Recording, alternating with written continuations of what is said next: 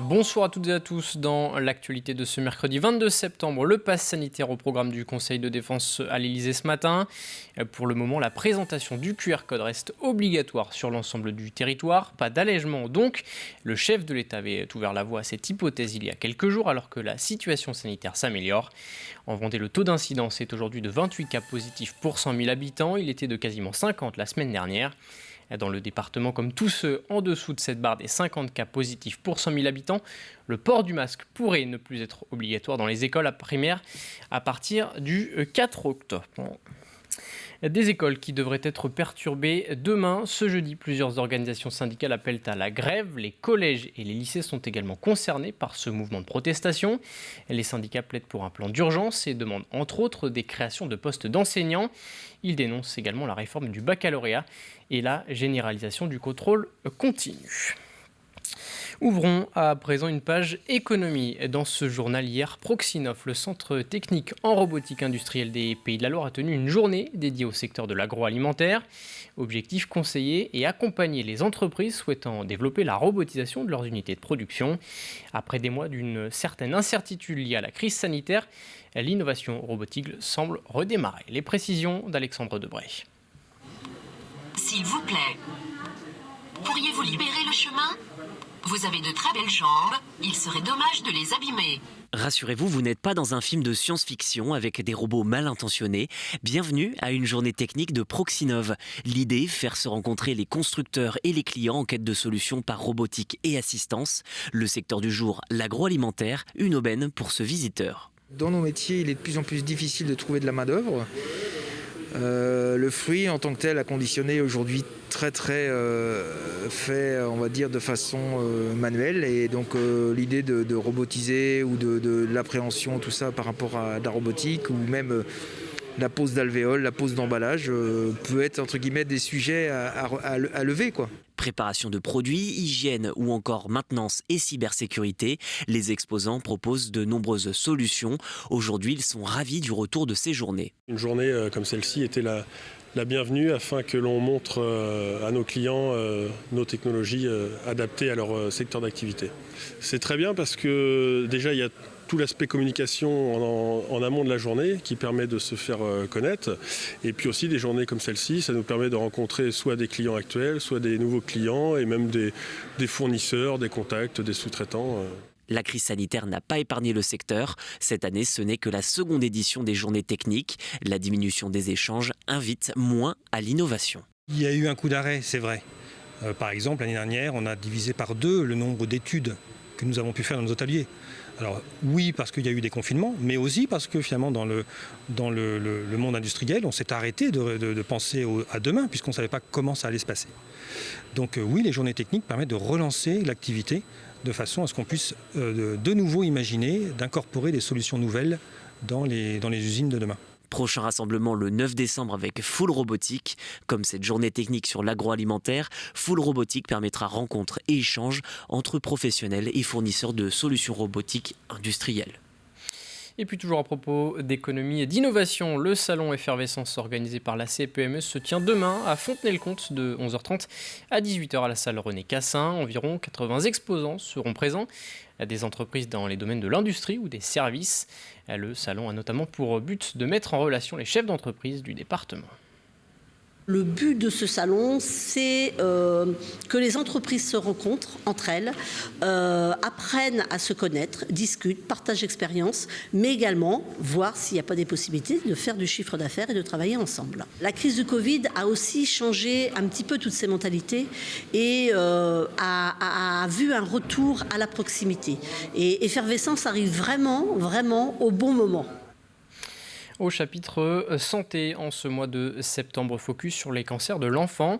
Dans le cadre de Septembre en Or, nous sommes allés à la rencontre d'une famille vendéenne qui a dû faire face au cancer. Un quotidien difficile à vivre pour chacun des membres de la famille. Témoignage recueilli par Alix Lanos. Pierre a 13 ans quand on lui diagnostique en 2019 un carcinome hépatocellulaire, un cancer du foie extrêmement rare. Il y a ma mère, elle est tombée dans les vapes, limite. Moi, je ne savais pas quoi dire. J'espérais juste pas mourir. C'est à Paris que Pierre se fera opérer. À sa demande, les médecins ne cachent rien de la gravité de la situation à l'adolescent. L'intervention est particulièrement risquée et on conseille à toute la famille de se dire au revoir. Mon cancer était attaché, à quelques millimètres de la veine centrale. S'il coupait, c'était mort, hémorragie et j'y passais. Quand on m'a dit tu vas peut-être mourir et dire au revoir à ta famille, ça m'a cassé. Moi j'étais très positif en mode on va gagner. Et j'avoue ça m'a un peu cassé, j'ai beaucoup pleuré avec ma famille. Une famille évidemment dévastée qui prend de plein fouet l'annonce de ce cancer. Une maladie que Valérie, la maman de Pierre, vient tout juste d'affronter elle-même. Je savais ce qu'il ressentait, le mal qu'il avait. Mais je me suis revue quand j'avais mon cancer me plaindre. Chaque fois je le dis. Et je reviendrai en arrière, je ne me plaindrai pas du tout, quoi. Quand on voit des petits bouts de chou de 6 mois, 1 an, on ne se rend pas compte. Et le nombre d'enfants, ça ne désemplit pas. Alors pendant de longs mois, la famille va vivre au rythme de la maladie. C'est une vague et on baisse la tête et on en oublie son mari, sa fille qui reste à la maison. De toute façon, on n'a pas le choix. Le sentiment d'avoir été oublié, c'est exactement ce qu'a vécu Lucie, la petite sœur de Pierre. Les parents, les amis, la famille sont accaparés par le combat à mener. Et souvent, dans l'ombre, les frères et sœurs souffrent, invisibles. Et je voulais avoir un cancer, moi aussi.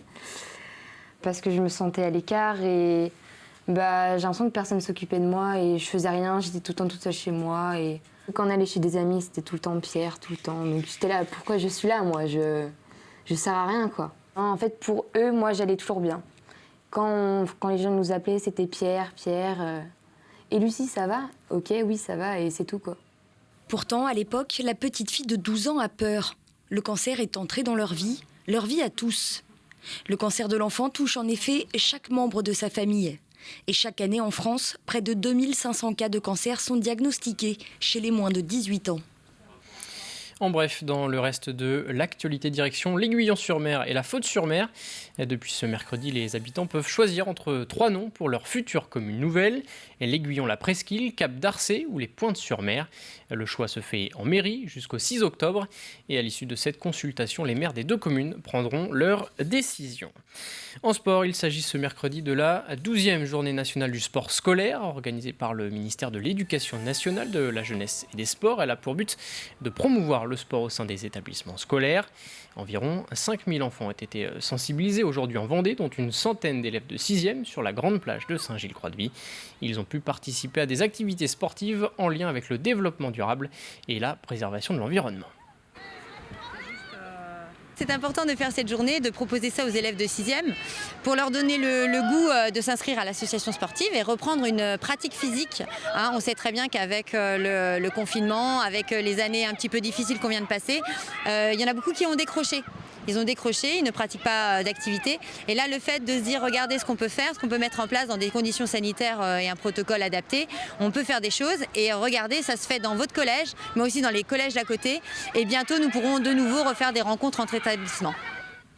En cette fin de journal, partons à la rencontre d'Arthur Auvuy. Depuis une dizaine d'années, il est passionné de chaussures et plus particulièrement de sneakers, un marché qui représente 10 milliards d'euros dans le monde et qui se développe de manière exponentielle en France ces dernières années.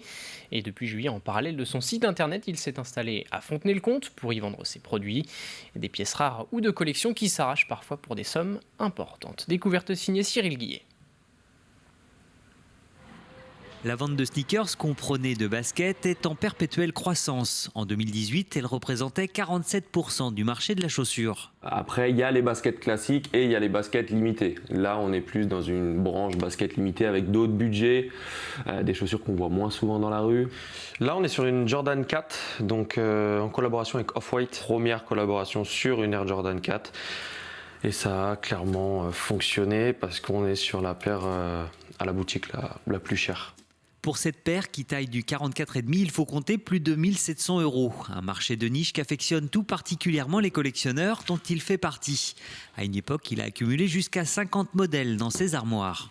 Il y a tellement de paires qui sortent tout le temps qu'on a envie d'avoir la dernière à la mode. Et on accumule. On veut toujours la dernière, toujours la plus belle pour nous. Voilà. Sans fin. Aujourd'hui, il en a fait son métier et s'il s'est lancé il y a quelque temps déjà dans la vente de modèles de collection en ligne, depuis le mois de juillet, il a pignon sur rue. Toujours en alerte, il a mis en place des stratégies pour dénicher les perles rares. Moi, ça va faire une dizaine d'années que je suis dedans, donc j'ai quelques petites connaissances à droite à gauche qui peuvent de temps en temps m'avoir quelques paires, ou ensuite prendre ses amis avec nous et aller soit chercher les paires dans les magasins là, soit les inscrire sur les tirages au sort sur les sites internet. Si jamais on ne réussit pas à les avoir au moment de la sortie, on rachète à des particuliers qui, eux, ont eu cette chance de l'avoir tout simplement. Série limitée et collaboration avec d'autres marques sont des facteurs qui peuvent faire s'envoler les prix.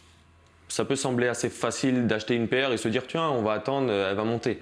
Mais sauf que sur 1000 paires, il va y en avoir 100 qui vont monter, grand max, toutes les autres vont rester en magasin et il n'y aura aucune inflation du tout. Après, il faut juste choisir les bons modèles. Et des fois, moi, le premier, je fais des erreurs. J'ai déjà acheté des paires qui j'ai attendu 6 mois pour pas grand-chose au final. Ici, pour les modèles les moins chers, il faut compter tout de même une centaine d'euros. Les clients sont au rendez-vous et le projet d'ouvrir une seconde boutique est déjà dans les cartons. Et puisque l'on parle de sneakers, elle ne les vend pas, mais les customise. Elsa Juteau est l'invitée de la première émission Twitch de TV Vendée de la saison. Pour la découvrir et en apprendre plus sur ses nombreux talents, je vous retrouve à 19h ce soir sur la plateforme Twitch. Pour ça, rendez-vous sur le site internet ou sur l'application. Il vous suffit de rechercher TV Vendée en minuscule et tout attaché pour suivre notre live.